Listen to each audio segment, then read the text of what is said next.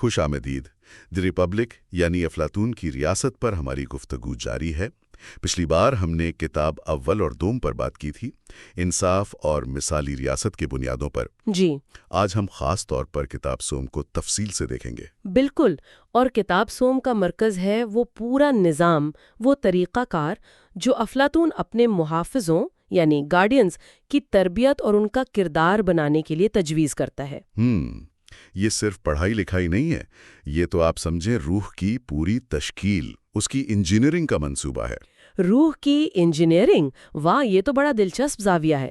مطلب یہ صرف جسمانی یا آپ کہیں ذہنی تربیت نہیں، بلکہ پوری شخصیت کو ڈھالنے کی بات ہو رہی ہے۔ جی بالکل، اور ہم دیکھیں گے کہ وہ اس کے لیے کہانیاں، موسیقی، ورزش، یہاں تک کہ ان کے رہنے سہنے کے انداز کو بھی کیسے کنٹرول کرنے کی بات کرتا ہے۔ تو چلیں شروع کرتے ہیں افلاطون کے ان اہم اور کچھ متنازع خیالات کا جائزہ۔ ضرور۔ تو افلاطون شروع کرتا ہے تعلیم کے دو مین ستونوں سے، موسیقی اور جمناسٹک۔ اب عام طور پر تو ہم موسیقی سے گانا بجانا اور جمناسٹک سے ورزش ہی سمجھتے ہیں، لیکن یہاں افلاطون کا مطلب شاید کچھ اور گہرا ہے۔ یقیناً، یہاں موسیقی سے اس کی مراد صرف دھنیں یا گانے نہیں ہیں، بلکہ وہ تمام فنون لطیفہ ہیں جو اس زمانے میں میوزز یعنی دیویوں سے منسوب تھے، مطلب شاعری، ادب، ڈرامہ اور ہاں موسیقی بھی۔ اچھا۔ اور جمناسٹک بھی صرف ورزش نہیں، بلکہ مجموعی جسمانی صحت، تربیت، ڈائٹ، سب کچھ۔ افلاطون کا جو بنیادی نقطہ ہے نا، وہ یہ ہے کہ روح اور جسم میں ہم آہنگی پیدا کرنی ہے۔ اور وہ یہ بھی کہتا ہے، جو کہ اہم بات ہے، کہ ایک اچھی روح اپنی خوبی سے جسم کو بہترین حالت میں لاتی ہے۔ ایسا نہیں کہ ایک اچھا جسم روح کو سنوار دے گا۔ اچھا، یعنی پہلی ترجیح روح کی تربیت کو دی جا رہی ہے کہ موسیقی روح کو نرمی سکھائے گی، ہم آہنگی دے گی، نظم و ضبط لائے گی، جبکہ جمناسٹک جسم کو مضبوط بنائے گی۔ جی، لیکن پھر فوراً ہی افلاطون ایک ایسے موضوع پر آ جاتا ہے جو آج بھی کافی گرما گرم بحث چھیڑ دیتا ہے، سینسرشپ۔ بالکل، اور وہ اس پر کوئی معذرت خواہانہ رویہ نہیں رکھتا۔ اس کا صاف ماننا ہے کہ نوجوانوں کو، خاص طور پر جو مستقبل کے محافظ بنیں گے، انہیں صرف وہی کہانیاں اور شاعری سننے پڑھنے کی اجازت ہونی چاہیے جو ان میں اچھے اوصاف پیدا کریں۔ اچھا؟ جی، اور وہ ہومر اور ہیسیوڈ جیسے بڑے عظیم شاعروں پر بھی کافی تنقید کرتا ہے۔ ارے! حالانکہ وہ تو یونانی تہذیب کے ستون مانے جاتے تھے۔ افلاطون کو ان پر کیا اعتراض تھا؟ اصل اعتراض یہ تھا کہ ان شاعروں نے دیوتاؤں کو ایسے روپ میں دکھایا ہے جو افلاطون کے خیال میں جھوٹا بھی ہے اور نقصان دہ بھی۔ کہانیاں بھری پڑی ہیں جہاں دیوتا آپس میں لڑ رہے ہیں، سازشیں کر رہے ہیں، ایک دوسرے سے حسد کر رہے ہیں، دھوکہ دے رہے ہیں، یہاں تک کہ زور زور سے کہکے لگا رہے ہیں۔ اچھا، جیسے زیوس اور ہیرا کے جھگڑے؟ جی، یا دیوتاؤں کا انسانوں کا روپ بدل کر زمین پر آنا۔ افلاطون کہتا ہے کہ بھئی ایسی کہانیاں سن کر تو نوجوان یہی سمجھیں گے نا کہ یہ کام ٹھیک ہے یا چلو قابل قبول تو ہے۔ تو وہ ایک طرح سے کہہ رہا ہے کہ رول ماڈل خراب ہو رہے ہیں۔ اچھا، تو اس مسئلے سے نمٹنے کے لیے وہ کیا اصول بتاتا ہے؟ وہ دو بنیادی اصول دیتا ہے کہ خدا یا دیوتاؤں کو کیسا دکھایا جانا چاہیے۔ پہلا، خدا صرف اچھائی کا سرچشمہ ہے، تو اسے کبھی کسی برائی یا تکلیف کی وجہ نہیں بتانا چاہیے۔ ٹھیک۔ اگر کوئی برا واقعہ ہوتا ہے تو اس کی وجہ کچھ اور ہوگی، خدا نہیں۔ اور دوسرا، خدا کامل ہے، وہ بدلتا نہیں، نہ ہی وہ کسی کو دھوکہ دینے کے لیے اپنا روپ بدلتا ہے یا جھوٹ بولتا ہے۔ اس کا مطلب تو یہ ہوا کہ یونانی ادب کا ایک بہت بڑا حصہ رد ہو جائے گا۔ وہ ساری کہانیاں جن میں دیوتا غصے میں آتے ہیں یا انتقام لیتے ہیں یا محبت میں گرفتار ہوتے ہیں، وہ سب ناقابل قبول۔ افلاطون کے معیار سے تو جی بالکل، وہ کہتا ہے کہ ایسی تمام کہانیاں جو خدا کو ان اصولوں کے خلاف دکھائیں، انہیں ریاست سے نکال باہر کرنا چاہیے۔ یہی نہیں، وہ موت کے بعد کی زندگی یعنی ہیڈیز کے بارے میں جو خوفناک کہانیاں ہیں ان پر بھی پابندی چاہتا ہے، کیونکہ یہ چیزیں محافظوں کو موت سے ڈرپوک بنا دیں گی، جبکہ انہیں تو بہادر ہونا چاہیے۔ اچھا، تو دیوتاؤں کے بعد پھر ہیروز کی باری آتی ہے، ان کے بارے میں کیا ہدایات ہے؟ ہیروز جو اکثر دیوتاؤں کی اولاد سمجھے جاتے تھے، ان کو بھی ایک مثالی کردار کے طور پر پیش کیا جانا چاہیے، بہادر، عقل مند، معتدل، خود پر قابو رکھنے والے۔ ٹھیک۔ افلاطون خاص طور پر ہومر کے ہیرو اکیلس پر تنقید کرتا ہے۔ اس کا شدید غصہ، اس کا دیوتاؤں اور انسانوں کے خلاف گستاخانہ رویہ، اس کا لالچ، اور خاص طور پر جو اس نے ٹروجن ہیرو ہیکٹر کی لاش کی بے حرمتی کی تھی۔ ہاں، وہ تو بہت مشہور ہے۔ وہ کہتا ہے کہ نوجوانوں کو یہ نہیں سکھانا چاہیے کہ ہیرو ایسے ہوتے ہیں، انہیں تو دکھ میں بھی وقار قائم رکھنا چاہیے۔ دیوتاؤں یا ہیروز کو ماتم کرتے، روتے پیٹتے یا بے قابو ہوتے ہوئے نہیں دکھانا چاہیے۔ یعنی جذبات کے کھلے اظہار پر بھی ایک طرح کی پابندی۔ یہ تو کردار بنانے کا بہت ہی سخت قسم کا پروگرام لگ رہا ہے۔ بالکل سخت ہے۔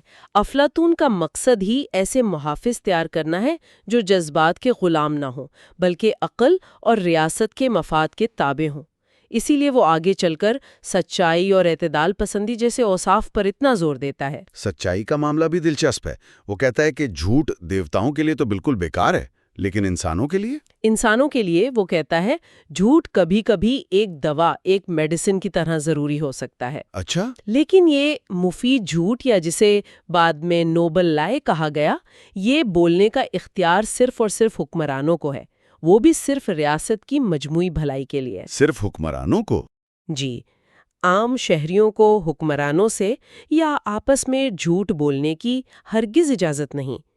وہ مثال دیتا ہے کہ جیسے ایک مریض کو اپنے ڈاکٹر سے سچ بولنا چاہیے یا ایک شاگرد کو استاد سے۔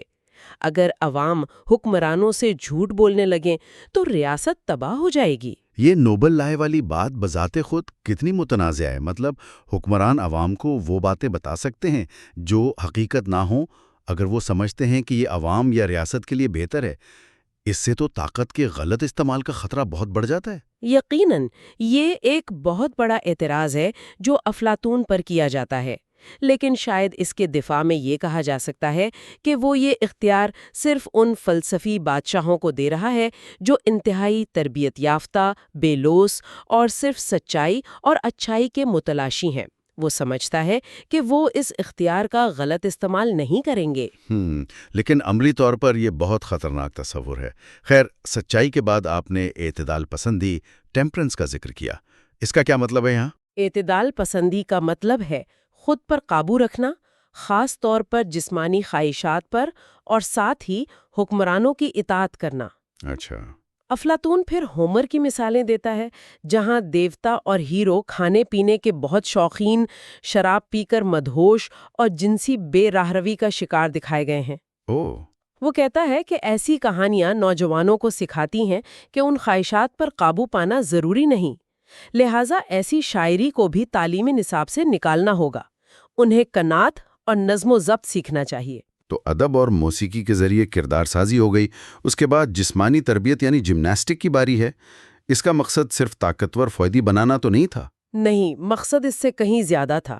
یقیناً جسمانی طاقت اور جنگی مہارت تو چاہیے تھی، لیکن اصل مقصد تھا جسم کو روح کا ایک کارآمد اوزار بنانا۔ انہیں سخت جان ہونا تھا، ہر موسم، ہر طرح کی خوراک برداشت کرنے والا، ہمیشہ چاقو چوبند، الرٹ، جیسے افلاطون انہیں نگہبان کتے کہتا ہے نا، بالکل ویسے۔ جی۔ انہیں سادہ زندگی کا عادی ہونا تھا۔ خوراک کے بارے میں بھی اس کے خیالات کافی سخت ہیں۔ صرف بھنا ہوا گوشت، مچھلی، ابلا گوشت، میٹھی چیزیں، یہ سب منع؟ ہاں، وہ سادگی پر بہت زور دیتا ہے۔ ہومر کے ہیروز کی مثال دیتا ہے جو میدان جنگ میں صرف بھنا ہوا گوشت کھاتے تھے۔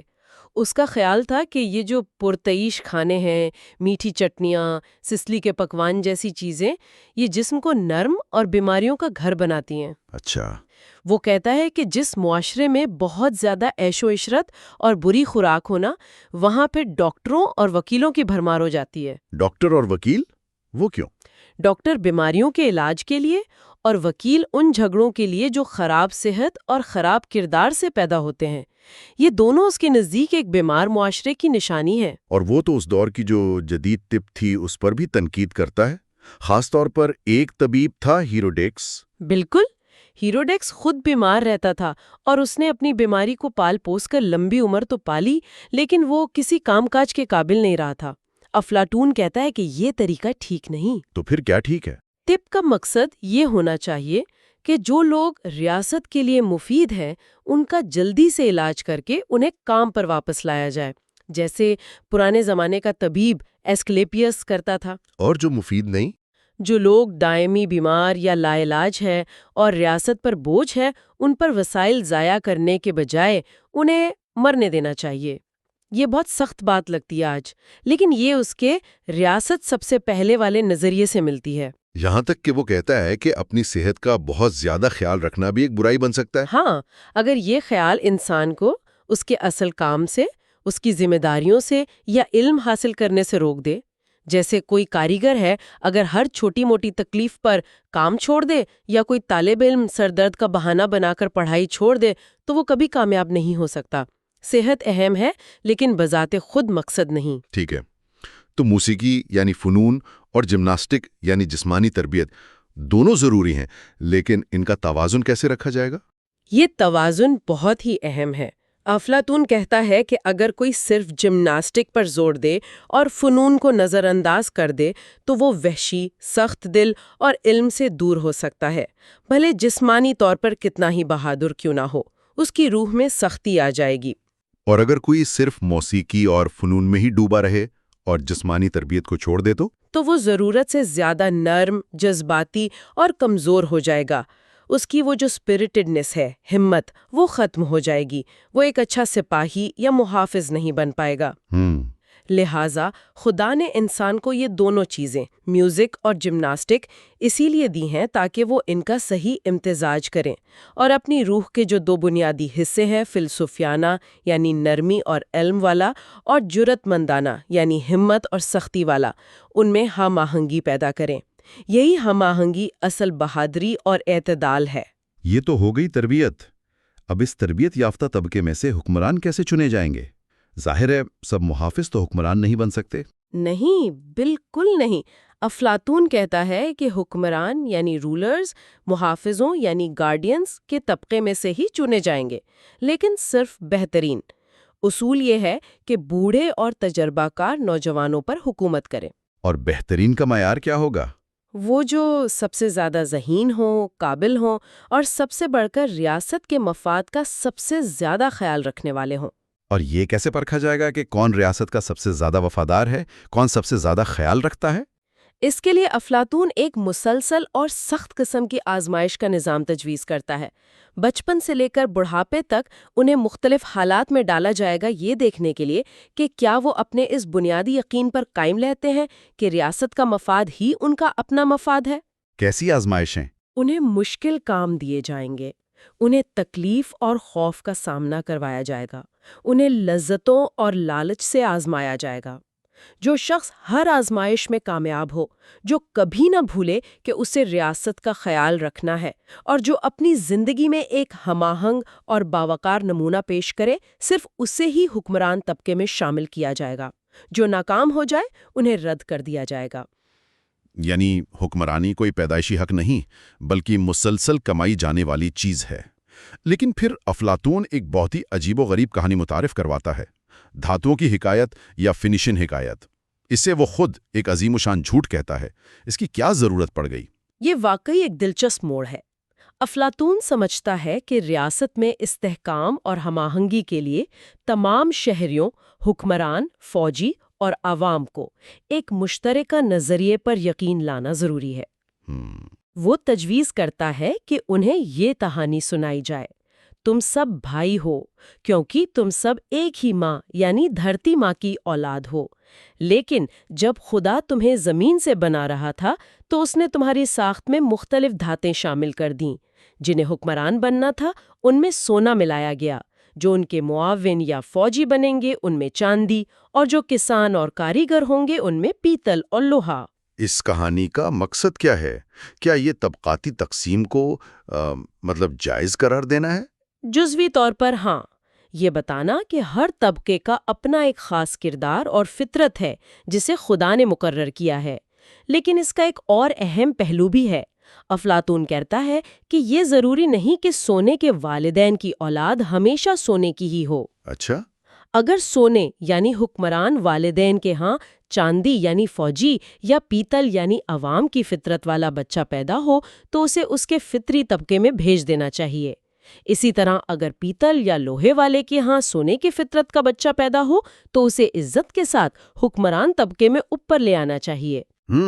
تو یہ صرف طبقاتی سختی نہیں ہے بلکہ قابلیت کے بنیاد پر اوپر نیچے جانے یعنی سوشل موبلٹی کی گنجائش بھی پیدا کرتا ہے۔ یہ تو کافی جدید سوچ لگتی ہے اس زمانے کے حساب سے۔ بالکل، یہ نظریہ کہ حکمرانی پیدائش پر نہیں بلکہ فطری صلاحیت یعنی دھات پر مبنی ہونی چاہیے، یہ یقیناً اہم تھا۔ کہانی میں ایک پیشن گوئی بھی شامل ہے کہ اگر کبھی ریاست پر پیتل یا لوہے کا آدمی حکمران بن گیا تو وہ تباہ ہو جائے گی۔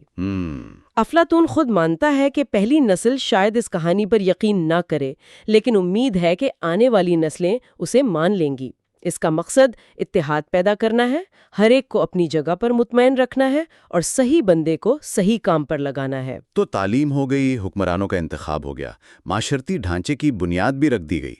اب سب سے آخر میں اور شاید سب سے زیادہ حیران کن بات ان محافظوں یعنی حکمرانوں اور فوجیوں کا طرز زندگی ہے۔ وہ کیسا ہوگا؟ یہ واقعی بہت ہی بنیاد پرست، ریڈیکل ہے۔ افلاطون کہتا ہے کہ محافظوں کو ریاست کے نگہبان کتے کی طرح ہونا چاہیے، وفادار، بہادر اور صرف اپنے ریوڑ یعنی عوام کی حفاظت کرنے والے، نہ کہ خود بھیڑیا بن جانے والے۔ ٹھیک۔ اس بات کو یقینی بنانے کے لیے کہ وہ کبھی عوام پر ظلم نہ کریں یا اپنے ذاتی مفاد کو ریاست پر ترجیح نہ دیں، ان پر چند انتہائی سخت پابندیاں لگائی جائیں گی۔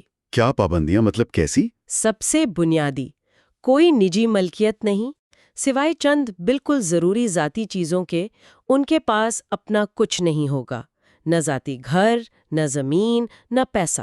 کچھ بھی نہیں؟ ذاتی گھر بھی نہیں؟ جی نہیں، وہ مشترکہ بیرکوں میں رہیں گے، ایک ساتھ کھانا کھائیں گے جو کہ سادہ ہوگا، بالکل ایک فوجی کیمپ کی طرح۔ انہیں شہریوں سے سالانہ وظیفہ صرف اتنا ملے گا جتنا ان کی بنیادی ضرورتیں پوری کرنے کے لیے کافی ہو، نہ کم نہ زیادہ۔ ارے باپ رے! کوئی ذاتی گھر نہیں، کوئی ذاتی دولت نہیں، یہ تو بہت ہی سخت ہے۔ اور سونا چاندی؟ سونا اور چاندی تو چھونا بھی منع ہے۔ افلاطون کہتا ہے کہ ان محافظوں کی روح میں پہلے ہی خدائی سونا اور چاندی موجود ہے، یعنی ان کی اعلیٰ فطرت انہیں اس دنیاوی گھٹیا دھات کی ضرورت ہی نہیں۔ اچھا۔ یہ دھاتیں ہی تو جھگڑے، لالچ اور کرپشن کی جڑ ہے۔ اگر وہ اس سے دور رہیں گے تو وہ خود بھی محفوظ رہیں گے اور ریاست کو بھی محفوظ رکھیں گے۔ گویا وہ انہیں ہر اس چیز سے محروم کر رہا ہے جو عام طور پر انسانوں کو خوشی یا تحفظ کا احساس دلاتی ہے، خاندان، گھر، دولت۔ آخر کیوں؟ کیونکہ افلاطون کا خیال ہے کہ یہی چیزیں حکمرانوں کو بگاڑتی ہیں۔ اگر محافظوں نے ذاتی جائیداد، گھر اور پیسہ جمع کرنا شروع کر دیا تو وہ محافظ نہیں رہیں گے بلکہ گھر والے، کسان یا تاجر بن جائیں گے۔ انفشار ہوگا، یہ آخرکار ریاست کو تباہ کر دے گا۔ لہٰذا ان کی اپنی نجات اور ریاست کی نجات اسی میں ہے کہ وہ اس آپ کہہ لیں کمیونسٹ جیسے طرز زندگی کو اپنائیں۔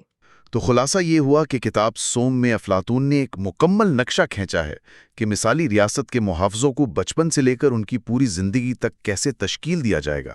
کہانی اور موسیقی کی سینسرشپ سے لے کر سخت جسمانی تربیت، مسلسل اخلاقی آزمائشیں اور آخر میں ایک انتہائی اجتماعی اور نجی ملکیت سے پاک طرز زندگی تک۔ جی، اور ان تمام اقدامات کا چاہے وہ کتنے ہی سخت کیوں نہ لگیں یا آج ہمیں عجیب لگیں، ایک ہی مقصد ہے: ایسے حکمران اور محافظ پیدا کرنا جو مکمل طور پر بے لوث ہوں، جو ذاتی خواہشات اور مفادات سے بالا تر ہوں اور جن کی واحد وفاداری ریاست اور اس کے عوام کی بھلائی کے ساتھ ہو۔ وہ علم، ہمت اور اعتدال کا مجسم ہوں۔ یہ سب سننے کے بعد ذہن میں کئی سوالات آتے ہیں۔ کیا واقعی ایسی تربیت سے انسانی فطرت کو اس حد تک بدلا جا سکتا ہے؟ کیا ذاتی ملکیت اور خاندان کی جو خواہش ہے اسے یوں مکمل طور پر ختم کیا جا سکتا ہے؟ اور کیا یہ عظیم جھوٹ اخلاقی طور پر ٹھیک ہے؟ اور ایک بڑا سوال یہ بھی ہے کہ کیا افلاطون کے یہ خیالات جو ایک خاص قدیم یونانی شہری ریاست کے پس منظر میں تھے، کیا آج کی دنیا کے لیے کوئی معنی رکھتے ہیں؟ کیا جدید لیڈرشپ، تعلیم یا سوشل جسٹس کے جو نظریات ہیں وہ ان سے کچھ سیکھ سکتے ہیں یا انہیں مکمل طور پر رد کر دینا چاہیے؟